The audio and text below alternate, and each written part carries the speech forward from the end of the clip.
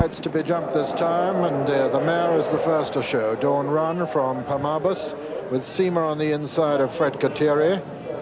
Then comes a Buckhouse, very promising Daring Run and Mount Bolus. Dawn Run lands in the lead. Slight mistake there by Pamabus in second. Then comes Fredcoteri and Cima, followed by Very Promising. The mare comes to the next and jumps it. And Tony Mullins asking her to achieve a very tough feat here in making all over 2 miles, 5.5 furlongs. Jumped that clear of Pamabus. Fredcoteri jumped it third, and then Cima, and behind them Very Promising. As they begin to swing left-handed, it's Fredcoteri we're looking at the moment. Move up a little bit, we'll see Dawn Run.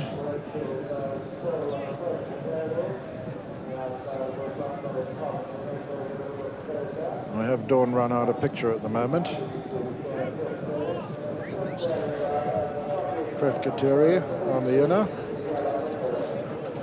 And Dawn Run now we see in the lead from Pamabus. And we were looking at Fredcoteri in third, and then Very Promising in fourth. So Dawn Run coming to the first in the straight, jumps it clear of Pamabus. Then Fredcoteri, with Buckhouse improving on the outside, showing with his white face there. Dawn Run, Pamabus, Buckhouse goes into third, and then Very Promising. And just in behind them, Cima, Mount Bolus and Daring Run. That's the flight that'll be the last on the next circuit. She just wasn't foot perfect, the mare there, but continuing, ears pricked in the lead. Dawn Run as they come up to the winning post on the first circuit in this Sandeman Aintree hurdle. Dawn Run in the lead from Pamabus and Very Promising and Buckhouse and Fredcoteri on the rail. Then comes Cima, Daring Run and Mount Bolus.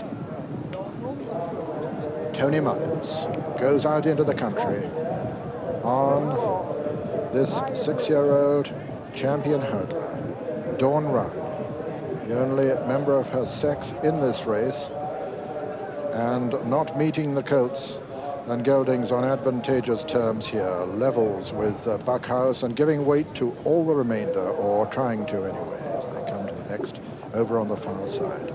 Dawn Run lands in the lead from Buckhouse and Very Promising, and then Pamabus.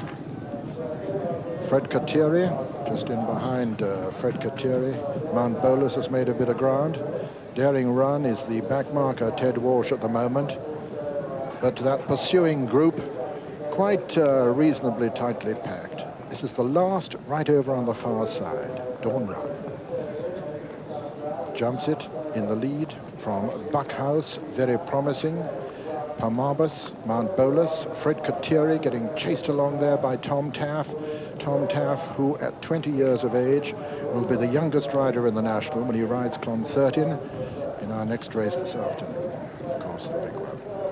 Dawn Run now being chased by Very Promising, then Mount Bolus, then Buckhouse, and they've got 3 flights and the whole straight to cover here at Aintree.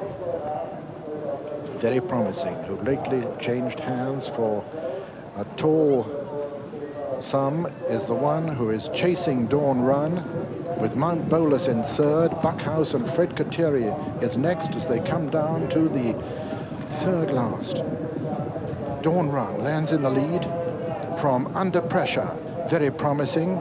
Pamabus has been pulled up. This is the second last flight. Dawn Run lands in the lead from Very Promising second. Mount Bolus is going to jump it third. Tony Mullins coming to the last now with just under 2 furlongs to run and 1 flight to be negotiated in this Sandeman Aintree hurdle. Dawn Run is over. She makes a bit of a mess of it, but it doesn't seem to interrupt her impetus at all. And this remarkable mare, the champion hurdler, Dawn Run, inside the final furlong now, and Tony Mullins permitting her to relax as she races up towards the line, being chased all the time by Very Promising, who has no chance chance of getting to her. And at the line, getting a great reception. Dawn Run is the winner. Second is very promising. Fredcoteri is third, and 4 is Mount Bolus. Those are the 1, 2, 3, 4 in the Sandeman Aintree hurdle, the final race before the big one. Dawn Run, the 6-4 on favourite in the official result.